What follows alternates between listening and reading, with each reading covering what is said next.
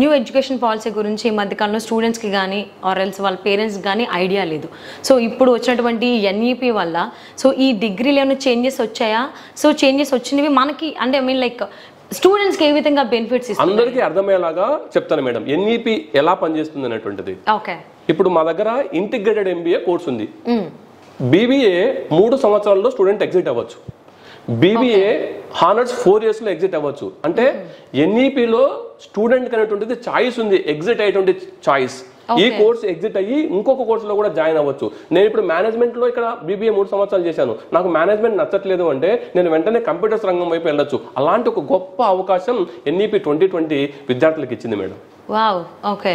So అది మనం ఎప్పుడైతే జాయిన్ అవుతామో అప్పుడే చూస్ చేసుకోవాలా 3 years ఆర్ ఎల్స్ 4 years? అలా ఏం లేదు మేడం, విద్యార్థి యొక్క ఇంట్రెస్ట్ ఎప్పుడు అతను ఎగ్జిట్ కావాలి అనుకుంటే అప్పుడే అతను ఆ రంగం వైపు వెళ్ళేటువంటి గొప్ప అవకాశం ఎన్ఈపిలో ఉంది మేడం.